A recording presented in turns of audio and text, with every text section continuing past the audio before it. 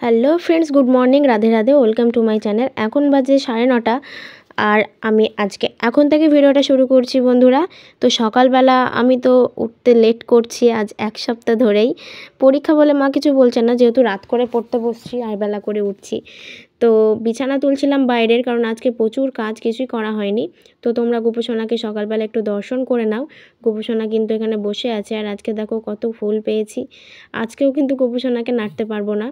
তো এই যে তোমরা দেখে নাও, আমার গোপুসোনা কিন্তু খুব সুন্দরভাবে বসে আছে সেজেগুজে।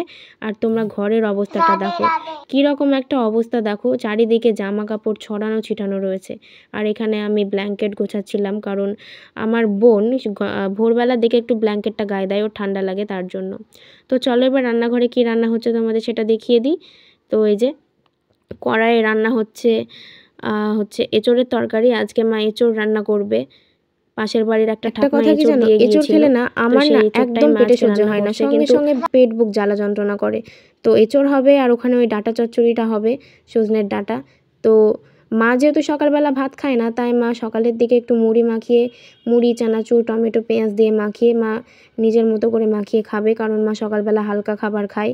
আর আমি যদি থাকতাম মুড়িটা আমি কিন্তু সাবার করে দিতাম, কারণ আমার মুড়ি খেতে খুব ভালো লাগে। বাট ইদানিং আমার খাওয়া হচ্ছে না, আমাকে ভাতই খেতে হচ্ছে, কারণ মা ভাত ছাড়া আমাকে অন্য কিছু দিচ্ছেই না। আর সকালবেলা, দুপুরবেলা, রাত্রেবেলা 3 বেলায় মা আমাকে হাতে করে ভাত খাওয়াচ্ছে, তো অন্য কিছু খাওয়ার তো কোনো কথাই হবে না। তো এখানে হয়েছে ভাত, ডিম ভাজা, এই যে এঁচোড়ের তরকারি, আর ওই যে কড়াইয়ে হচ্ছে তোমার ডাঁটা চচ্চড়ি। তো আজকে এই তরকারিগুলোই রান্না হবে। আর আমার কথা একটু বেঁধে বেঁধে আসছে, কারণ কি বলো তো, আমি আজ 2-3 দিন ধরে এত পরিমাণে আইসক্রিম খেয়েছি যে কথা বলতে গিয়ে রীতিমতো আমার হাঁপ লেগে যাচ্ছে ঠান্ডার জন্য। তো তোমরা প্লিজ আজকের মতো ভিডিওটা একটু মানিয়ে নিও, কারণ ঠান্ডার জন্য আমি ঠিকঠাকভাবে কথা বলতে পারছি না, একটু আটকে আটকে আসছে। তো এখানে মা সস্তায় মাছ পেয়েছিল বেলা করেই। এই মাছটা যদি সকালবেলা পেতো তাহলে মা আজকে আর এঁচোড়টা রান্না করতো না। কিন্তু এই মাছটা যখন মা কেনে তখন বাজে প্রায় বেলা 12টা। তখন মাছওয়ালা সস্তায় মাছ কটা দিয়ে গিয়েছিল।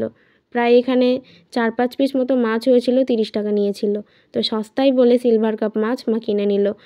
আর সিলভার কাপ মাছের একটা জিনিস খুবই বাজে, সেটা হলো আঁশটা ছাড়ানো যায় না, একদম গায়ের সাথে লেগে থাকে। দেখো মা এত চেষ্টা করছে কিন্তু কিছুতেই ছাড়ানো যাচ্ছে না। মা আমাকে বলছিল যে তুই একটু মাছের আঁশটা ছাড়িয়ে দে, কিন্তু আমি বললাম যে আমি মাছের আঁশ ছাড়ানোর মধ্যে নেই, কারণ আমার হাতে মাছের গন্ধ হয়ে যাবে, মাছের গন্ধ আমার ভালো লাগে না। আর মেন কথা হচ্ছে আমি কি ছাড়াতেও পারি না। তো মা বলছে তোকে দিয়ে কোনো কাজ হবে না। তো তোমাদের একটু ভিডিও ফুটেজটা তুলে রাখলাম। সো বন্ধুরা, মা এখানে বাসন মাজছিল, কারণ আজকে দেখো 1 বেসিন বাসন হয়েছে, 1 ঝুড়ি বাসন। এত বাসন মাজে প্রত্যেক দিন, কীভাবে মাজে আমি সেটাই ভেবে পাই না, দেখেছো। তারপরে পাশের বাড়ির একটা জেঠিমা চলে এসেছিলো, তার জন্য মা আবার বাসন মাজতে মাজতে জেঠিমার সাথে কথা বলতে ব্যস্ত হয়ে গেল। গাইস, অনেক বেলা হয়ে গেছে, এখনও কিন্তু কোনো কাজ হয়নি, মানে মোটামুটি কাজ হচ্ছে। মা ওখানে বাসন মাজছে রান্নাঘরে, ততক্ষণ আমি ঝাড়টা দিয়ে ঘরটা মুছে নিই। আর 11:15 বেজে গেছে, 40 হয়ে গেছে 11টা। তো আমাকে 12:30টার মধ্যে স্কুলে যেতে হবে। আজকে হিস্ট্রির এক্সাম রয়েছে, আর মন্দিরে আজকে থেকেই মানে পুজো স্টার্ট, কারণ আজকে সন্ন্যাসীরা সব কামাবে, আজকে সাতের কামান দেবে। তো সন্ধ্যাবেলা তোমাদের সেটাও দেখাবো। তো চলো গাইস, দেখতে থাকো, আশা করি ভালো লাগবে আজকের ব্লগটা। তো চলো আমি আগে বারুনটা নিয়ে এসে ঘরটা ঝাড় দিয়ে নিই ছোট্ট।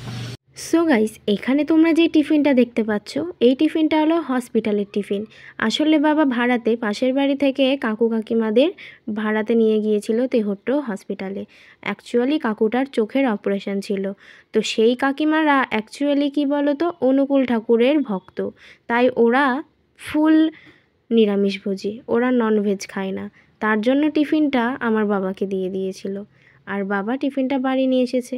তো এবার আমার বোন ওর চয়েস মতো কেকটা নিয়ে নেবে, কারণ আমার বোন কেক খেতেই বেশি ভালোবাসে। তো এটাই তোমাদের দেখালাম, দেখো। সো গাইস, আমি কিন্তু স্কুলে স্নান করে গেছিলাম। তো স্কুল থেকে এসে আমি আবারও স্নান করেছি, কারণ আমার এত পরিমাণে মাথা যন্ত্রণা করছিল, গায়ের মধ্যে এত আনচান আনচান করছিল যে স্নান না করে থাকতেই পারলাম না। তো আবার স্নান করে নিয়েছি, চুলটা ভেজা রয়েছে, এখন রোদও নেই, আজকে আর চুল বাঁধা হবে না। তো আজকে আমার ছিল হিস্ট্রি এক্সাম। তো হিস্ট্রি এক্সামটা আমার খুবই ভালো হয়েছে, যতগুলো কোশ্চেন এসেছিলো সবই প্রায় স্যারের কমন। তো কালকে আছে লাস্ট এক্সাম, কালকে জিওগ্রাফি এক্সাম, দেখা যাক কি হয়। এমনি তো জিওগ্রাফি আমার খুব একটা বেশি ভালো লাগে না, তবুও আশা করছি ভালোভাবেই হবে। তো এখন একটু যাই বাইরে, তো যদি মা এখন এসে দেখে আমি ফোন ঘাঁটছি স্কুল থেকে এসে, তাহলে আবার ফোন কেড়ে নেবে আর দেবেই না। তো চলো একটু বাইরে ঘুরু ঘুরু করি, পুচকুকে নিয়ে একটু খেলা করি। কেমন লাগলো আজকের ভিডিও? আশা করি ভালো লেগেছে। ভালো লাগলে অবশ্যই লাইক, কমেন্ট, শেয়ার এবং সাবস্ক্রাইব করে সঙ্গে থেকো।